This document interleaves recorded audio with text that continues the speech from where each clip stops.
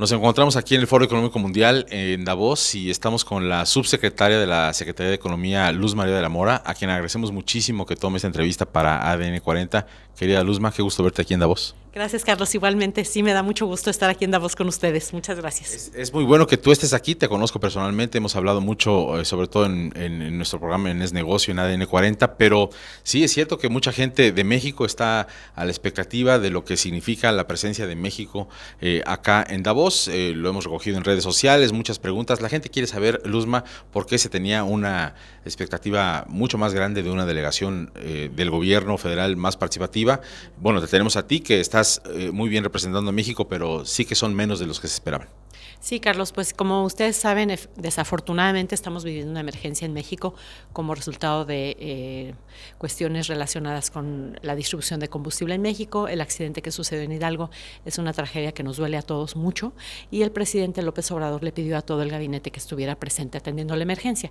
Esa es la razón principal por la que no vemos a la delegación a nivel de gabinete como se había dado en años anteriores, pero eso no quiere decir de ninguna manera que no lo tuviéramos presente en la agenda, que no hubiera estado presente en las agendas de varios secretarios de Estado, evidentemente de la secretaria de Economía, Graciela Márquez, a quien ahora le tocó estar en México y yo estoy en su lugar, en su representación. Y también quiero decirte que desde el primer día del inicio de esta administración, la Secretaría de Economía y otras secretarías habíamos estado trabajando en elaborar una nutrida agenda para nuestra participación aquí en Davos. ¿Qué pasó con esa agenda? ¿Qué pasó con, digamos, la expectativa que tenían los empresarios que se iban a reunir con la secretaria?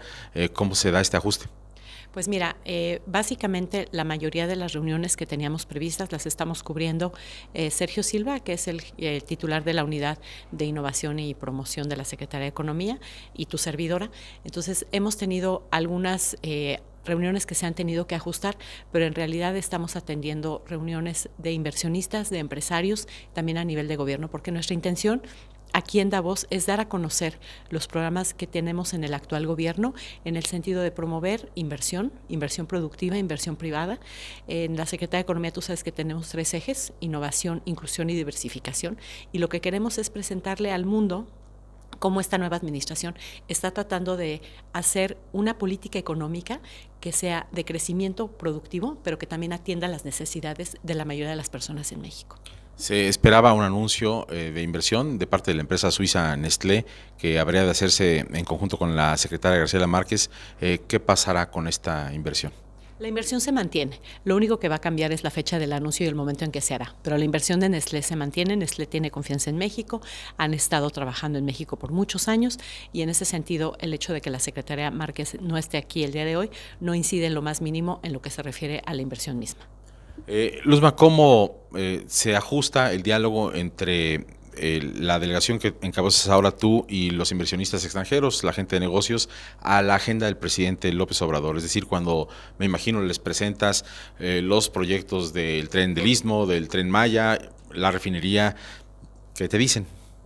Mira, lo que nosotros estamos pensando en en este Foro Económico Mundial de Davos a los empresarios es la propuesta de la actual administración, que es: nosotros necesitamos inversión productiva privada, nacional y extranjera participando en México. Como ustedes saben, la inversión en México viene, por un lado, de la inversión pública, que más o menos está en un 3%, que es muy poco y sabemos que tenemos que crecerla, y por otro lado, la inversión privada está más o menos en 20%, y necesitamos incrementar de una forma significativa ese porcentaje con respecto a nuestra participación en el PIB.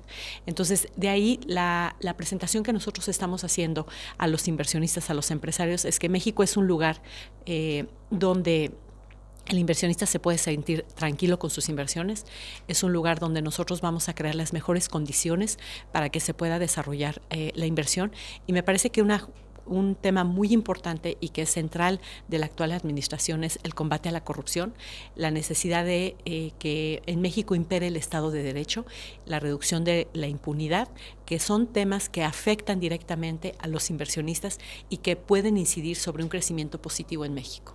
¿Nos puedes decir si en los contactos que estás teniendo aquí en Davos o que estás teniendo en estos días de trabajo hay sectores específicos que ya estén manifestándote interés particular de llevar inversiones a nuestro país en plantas, fábricas? ¿Algo está ocurriendo a ese respecto? Sí, mira, nosotros estamos teniendo reuniones con una diversidad de actores en temas, por ejemplo, comercio electrónico, la economía digital. Vamos a tener reuniones con diferentes empresas del sector automotor, empresas del sector servicios. Entonces, nosotros lo que queremos es presentarle a estos inversionistas el interés del Gobierno de México por ir más allá de los sectores tradicionales y de las regiones tradicionales. Tú sabes que en la Secretaría de Economía tenemos el Plan Frontera Norte, que a través de estímulos fiscales está buscando promover el desarrollo productivo. También un proyecto emblemático del presidente López Obrador es el desarrollo del sur-sureste de México. No solamente como un desarrollo en donde vamos a tener cierta infraestructura o ciertas obras de ingeniería, sino un desarrollo productivo integral que permite el desarrollo productivo orgánico de la región del sur-sureste con los países de América Central, pero también con una visión hacia el mundo, hacer de esta zona una zona donde se pueda producir para servir y atender a otras regiones del mundo, sobre todo Sudamérica, el Asia-Pacífico, desde donde tenemos una muy buena conexión. Entonces, los inversionistas van a tener la oportunidad en México de desarrollar proyectos de gran envergadura que no solamente se van a quedar en el sur-sureste de México, sino que van a buscar una integración más eficiente hacia otros mercados en el sur. Luzma, cuando existía ProMéxico, se sabía que ProMéxico, digamos, llevaba de la mano al empresario extranjero a llegar a nuestro país, a aterrizar en el estado, en el municipio, a ver la infraestructura, carretera, energía eléctrica, agua, drenaje, todo esto, más permisos municipales, construcción de las plantas. ¿Esto a quién le toca ahora? ¿Te toca a ti? ¿Le toca a las embajadas que están haciendo también promoción económica, de acuerdo a lo que ha dicho el presidente López Obrador? ¿Quién está haciendo todo este proceso? ¿Qué es lo que esperan alcanzar a ese respecto en la logística de acompañamiento del empresario extranjero a nuestro país? Sí, Carlos, es muy buena pregunta. Nos toca en la Secretaría de Economía. Aun cuando ProMéxico ya no está presente como institución, la función se mantiene y la responsabilidad dentro de la Secretaría de Economía de promover inversión y de ayudar al inversionista a encontrar las condiciones adecuadas para su inversión están en el día a día de la Secretaría de Economía. Nosotros estamos trabajando con otras dependencias y también con diferentes instancias a nivel de gobierno federal, estatal y local. ¿Por qué? Porque sabemos que tenemos que hacer un uso más eficiente de los recursos que tenemos. Tenemos pocos recursos. Una de las áreas más importantes para el presidente López Obrador es atender la política social. La política social requiere recursos, pero eso no quiere decir que vamos a sacrificar el trabajo para poder desarrollar los proyectos productivos que el país requiere para tener ese desarrollo que nos permita tener tasas de crecimiento más elevadas. Preguntar también qué te dicen los empresarios desde afuera respecto del nuevo gobierno y lo que ha ocurrido en México en general. ¿Qué opinión tienen? ¿Qué piensan de lo que ocurrió en Hidalgo? ¿Qué piensan de lo que se sabe de México en el extranjero? ¿Qué se piensa afuera? Sí, mira, yo creo que un tema que llama mucho la atención de una forma muy seria y crea mucha expectativa es la propuesta del presidente López Obrador de luchar contra la corrupción, luchar contra la impunidad, establecer realmente un Estado de Derecho para todos los ciudadanos, no importa el lugar en que te encuentres o el ingreso económico en el que estés. Entonces, la expectativa de los empresarios es que efectivamente México pueda avanzar y pueda desarrollar proyectos productivos y pueda desarrollar una economía que sea de beneficio para la mayoría de la población a través de reglas que realmente permitan que todos desarrollamos nuestro máximo potencial, ¿sí? Entonces, sí creemos que el costo de la corrupción en México ha sido muy elevado y si nosotros realmente podemos reducir ineficiencias del Estado, ineficiencias de nuestro sistema judicial, creemos que podemos avanzar mucho y eso va a generar un ambiente de negocios de transparencia, donde las leyes realmente sean las que permitan que la economía mexicana crezca de una forma sustentable y sostenida. Y también sabemos que tenemos una población de más de 120 millones de habitantes donde sabemos que tenemos que reducir la brecha del ingreso la brecha del ingreso económico, y eso es lo que también nos va a ayudar. El combate a la corrupción nos va a ayudar a precisamente destinar más recursos para que, por ejemplo, estas poblaciones que no han sido capaces de beneficiarse del todo del crecimiento económico de México puedan participar del mercado. Otro tema, Luzma, es lo que está ocurriendo en cuanto al despliegue mercadológico de los países. Aquí México suele tener este pabellón muy grande, ya nos has explicado en qué consiste la decisión del gobierno de tener otro tipo de presencia, pero te pregunto, el Foro Económico Mundial suele aliarse con países para hacer reuniones regionales. Las hemos tenido en México en el pasado, en Cancún, en Puerto Vallarta, se han dado las de América Latina en Brasil, en Colombia. ¿Tú crees que a lo largo de este sexenio podremos ver una alianza entre el Foro Económico Mundial y el Gobierno de México para todo esto que nos estás explicando? ¿Eventualmente podría haber alguna reunión regional en nuestro país? Sí, yo no lo descartaría, Carlos, en lo más mínimo. Yo creo que México es una sede natural para el Foro Económico Mundial y sobre todo en América Latina.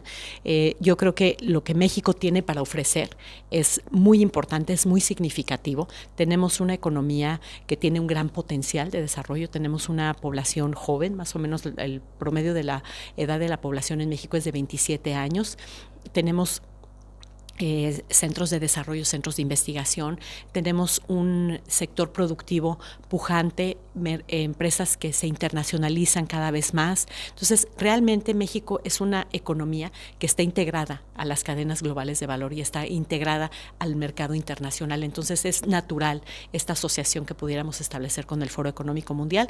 Y como decías tú también, es cierto que en esta administración estamos tratando de hacer una política que tenga muy claro cuáles son los tiros de precisión, hacia dónde estamos destinando nuestros recursos. Queremos hacer una eficiente asignación de recursos para que nuestro retorno a la inversión sea el más alto. Pero no hay una, digamos, una plática ya específica para llevar a cabo una reunión regional del Foro Económico en México todavía, ¿o sí la hay? No, todavía no, pero sí hemos platicado con Marisol Argueta, con quien hemos comentado el papel de México en el foro y qué podríamos hacer a futuro. Entonces, es una conversación que todavía tenemos pendiente, pero como bien dices, es algo que no es nuevo. México ha tenido una participación significativa en otras ocasiones y veríamos a futuro qué tipo de asociaciones podríamos tener con el foro. Ya. Brevemente, para finalizar, sobre acuerdos comerciales globales en los que México está, ¿dónde estamos? La agenda es muy amplia a ese respecto, podríamos tener un programa entero al respecto, pero si nos puedes decir en dónde estamos con el de Europa, el de Estados Unidos, que necesita todavía la ratificación, el TPP, en fin, ¿dónde estamos? Claro que sí, Carlos. Mira, primer punto, el Tratado Integral Transpacífico de Asociación Transpacífica, el TIPAT, entró en vigor el 30 de diciembre del año pasado para 6 países que lo ratificamos. Para Vietnam entró el 14 de enero, entonces ya tenemos con esto 13 tratados de libre comercio con 50 países. Una vez que Malasia y Brunei lo ratifiquen, serán 52 países a donde México tiene acceso preferencial. Un tratado realmente muy significativo en términos de sus reglas, que establecen los estándares más elevados en el comercio internacional, facilitan el comercio en cadenas globales de valor y le permiten a México acceder a nuevos mercados en condiciones preferenciales en el Asia-Pacífico, que es la región que crece más rápidamente. Segundo punto.